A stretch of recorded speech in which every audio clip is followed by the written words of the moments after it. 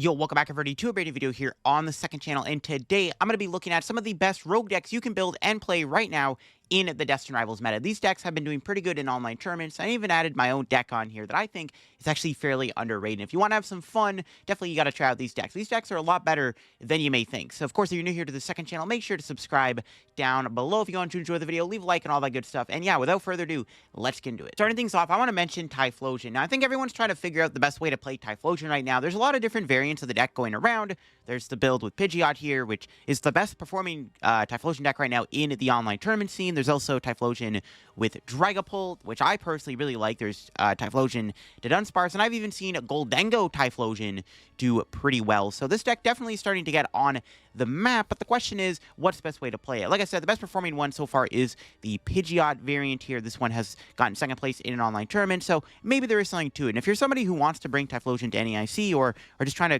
crack the deck, definitely give the deck a try and see if you like it, see if there's any changes you can make to the deck, or maybe try out different partners for Typhlosion. But I gotta say that Typhlosion definitely is one of the best rogue decks right now. I think the deck has potential to be meta if everyone can figure out a good way to crack it, but we'll have to see, because I think the card has a lot of potential at the moment, and I think it's very, very powerful. It has to be good, right? So you definitely got to try out Typhlosion. This Blaziken deck won an online tournament, and I wanted to highlight it in today's video. This is definitely a good rogue deck, because Blaziken EX, I think, really does have potential, and even last format I think it had a lot of potential, but now it does gain some new tools. Like, it gets a new Torchic, which has 70 HP, it's got a new Combuskin with more HP, and it does gain a brand new one prize Blaziken, which I really like. Now this deck does of course play Dragapult, but it is more or less like a Blaziken Monkey Dory deck here. As you can see, it only plays one Dragapult. I've seen some builds of this Blaziken deck using Pidgeot over the Dragapult line, but the Dragapult does allow you to have an extra attacker in the deck, which I think is pretty cool. It also plays the Baby Petron, which you can use to trap stuff in the active spot, and then you can go into the Baby Blaziken to do 120 snipes onto two different Pokemon, which I think is kind of the logic behind playing that. I really do like Blaziken a lot. I really think it's a very strong card. There just has to be a good partner for it. And this Dragapult variant here seems pretty cool. There's a lot of different tricks you can do. There's a lot of spread potential with the Blaziken, the Dragapult, and the Monkey Dory combined. So definitely a deck you might want to try out if you're a fan of Blaziken, because I think this card is good, and this deck seems decent. Again, it did win an online tournament after all. Speaking of winning online tournaments, this Yanmega Dunsparce Iron Hands deck has actually been doing really good right now in these online tournaments. It even won one, and I think this deck has some great potential. Yanmega is a very strong card. I did a video on this deck over on my main channel if you want to go watch that. And yeah, this deck is really strong. Yanmega is a grass-type attacker, which is one of the main selling points about playing it right now, is that it's really good against Grimmsnarl, and it does happen to be decent against Charizard if you happen to play against Pulsar. And then, of course, you do get access to Iron Hands. Yanmega is a very strong card that can move energy around. It gets energy into play, but where are you going to put the energy after you attack with it? You can loop other Yanmegas, but Yanmega only does 210 damage. And that's where the Iron Hands comes into play, because then you get access to amp you very much, so you can use the Yanmega's attack, move all the energy over to your Iron Hands, and then start amping your opponent. This deck has been doing really good right now. I don't know if it's actually like super legit. It definitely is a rogue deck for now, but I think this deck has some good potential for sure. And if you're somebody who's a fan of Yanmega, you definitely got to try out this Yanmega to Dunsparce deck. I think it's pretty cool, and there's a lot of potential for it for sure, because I think the ability to use Iron Hands is very underrated right now, and Yanmega being a really strong grass-type attacker that can accelerate energy onto itself in a single turn definitely doesn't seem terrible at all. So yeah, definitely got to try Yanmega Iron Hands if you haven't already. This deck could be legit. Another deck that might be on the rogue side right now, but actually could put up good results, is the Ho-Oh Armorouge toolbox deck. This deck's been getting a lot of steam recently and has been performing okay in the online tournaments. I think it is just waiting for that one breakthrough to actually be really good. Now, this deck, it looks like an absolute pile because there's so many Pokemon in the deck, but it all revolves around using Ho-Oh's ability to put energy onto the board so you can use Armorouge to move the energy to your active spot. It's like the new age of the Armorouge Arceus toolbox deck that we saw in the past, except this deck doesn't need to play the Arceus V-Star to put the energy in play. You just use Ho-Oh's ability to put a couple fire energy on the board, and then you can build up any of your extra attackers here that can use the rainbow energy effect, like Luminous or Legacy Energy. Obviously, we do see cards like the Iron Hand still in the deck here, the Wellspring Mask Ogerpon, the Cornerstone. There's a Durant in the deck, which is a really strong grass-type attacker to have against the Grimmsnarls. There's a Regigigas in the deck, and there's even other attackers like Clefairy and Gouging Fire, since you already have the fire energy in the deck. Again, this deck does look like an absolute pile of a deck because there's just so many different random Pokemon, but these toolbox decks tend to do pretty well. And I think this deck is just waiting for a good 60 and a good breakthrough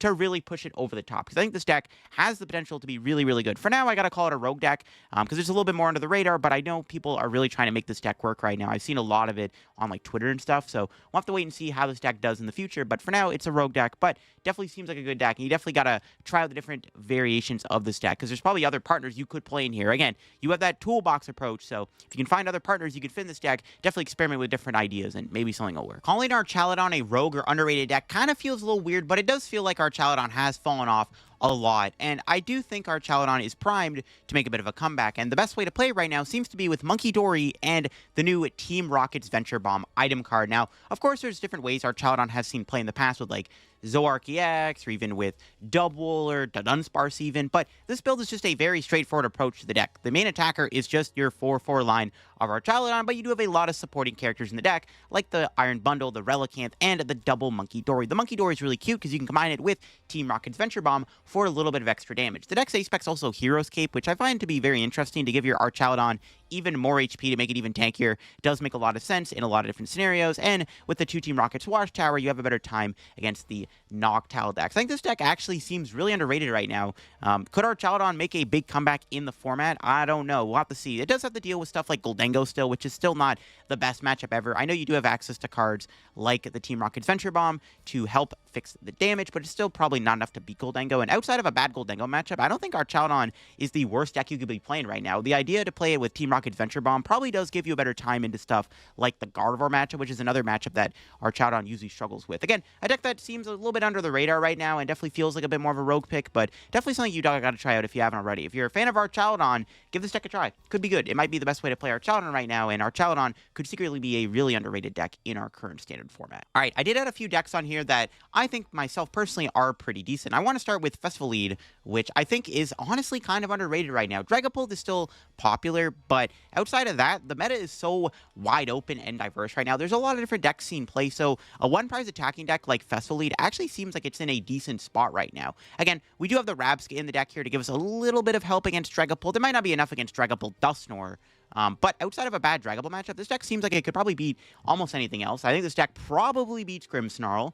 It's probably pretty solid into stuff like even Gardevoir, and I would even argue that it beats up on all these other big 2-prize attacking decks, or even any other 1-prizer deck. This deck should probably beat Typhlosion because you're putting on so much pressure with the Dipplin early on. You can take an extra prize lead pretty quickly. You have some damage modifiers in the deck with the Vitality Bands, the Kieran, the Max Belt. Yeah, I don't think Festival Lead's a bad deck right now. It probably should be Grimmsnarl, which is, I think, one of the main things about playing it right now. It can put on so much pressure against Grimmsnarl early on that it's hard for them to get their footing, and of course, you have the ability to just one-shot the Grimmsnarl EX. I mean, literally outside of a bad Dragapult matchup, this could be a really fun one-prize deck to try out right now. So, yeah, if you're somebody who likes playing Festival Lead, definitely give it a try. I think it's underrated. I was a big fan of this Ethan's Ho-Oh Macargo deck when I tried it out. Now, Ethan's Ho-Oh has the potential to be good, as we just looked at a Armorouge variant of the deck, but I do think pairing it with Macargo actually does make a lot of sense. Macargo is a very strong one-prize attacker, and it feels like there's a lot of cool one-prizers you can play right now within the format, which is why I've included so many in this video. But yeah, this deck is actually pretty good. I mean, Ho-Oh can build up your Macargo.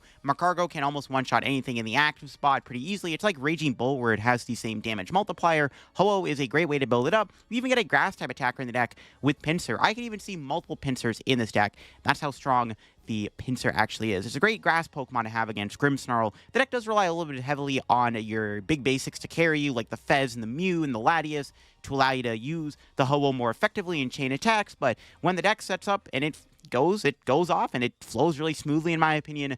Macargo being a one-prizer makes things very awkward for the opponent, as it's a great option to take prizes with, and the Ho-Oh can be decent as an attacker too. It doesn't do a lot of damage, but ends up being a decent attacker into even matchups like the Grimmsnarl or Dragapult deck, where they're doing so much damage to your board, and you get to heal a lot of that damage. This deck's really good. I like it a lot, and I think it's very underrated right now. One that I think people should be trying out more, because there was some great potential to this Ho-Oh Macargo deck. All right, the last deck I wanted to mention here was going to be Gyarados, which I did add on to this list, but I think Misty's Gyarados is a very fun deck to play, and honestly, it's a lot better than I gave it credit for. When I was playing around with it, I noticed the deck was actually really powerful. Gyarados has the ability to one-shot almost anything in the format once you can find all of your Psyducks. And your Psyducks out isn't that hard to do. You do play 4 of them, you can easily Buddy Poffin for them, and once you get a chain of Psyducks going, it's actually really easy. Just constantly loop one-shots with Gyarados. Again, a one-prizer that can knock out anything in the active spot seems really powerful right now. This deck trades really well into other 2-prizer decks, and even other 1-prizer decks aren't terrible if you manage your resources really well. The addition of the Misty Starmie does help a little bit against stuff like Typhlosion and whatnot, where you don't always want to be going Gyarados the entire game, obviously. And a lot of times, you could just go Gyarados and just knock out the active in those 2-prizer matchups. And against the 1-prizer decks, again, you do have to lean into the Starmie. But this deck is really fun, and I think it's actually a lot better than I gave it credit for. So I really wanted to highlight this deck, because I think Misty's Gyarados is a better deck than you might think. So I wanted to put it in this video. But there you go, folks. Those are the best rogue decks right now in the format. Some of these decks have been doing really good in online tournaments. Some of them have literally been winning online tournaments. So there is potential for them outside of the other big decks in the format. It really feels like the meta right now is super wide open. Like, you could literally play almost anything and do well with it. And I think that these rogue decks can capitalize on this wide open meta right now. And of course, you know, some of them do have good matchups against the more popular decks like the Dragapult and the Grimmsnarl decks of the meta. And I'm excited to see what happens at NEIC, what other new cool archetypes do out at NEIC. Maybe any of the decks I listed in this video have a good result at NEIC. We could see them actually becoming meta decks, because right now they're very underrated, very under the radar, but they do have potential to be good right now in the meta. And again, if you all enjoyed the video, leave a like. If new here to the channel, subscribe down below. I'd really appreciate it.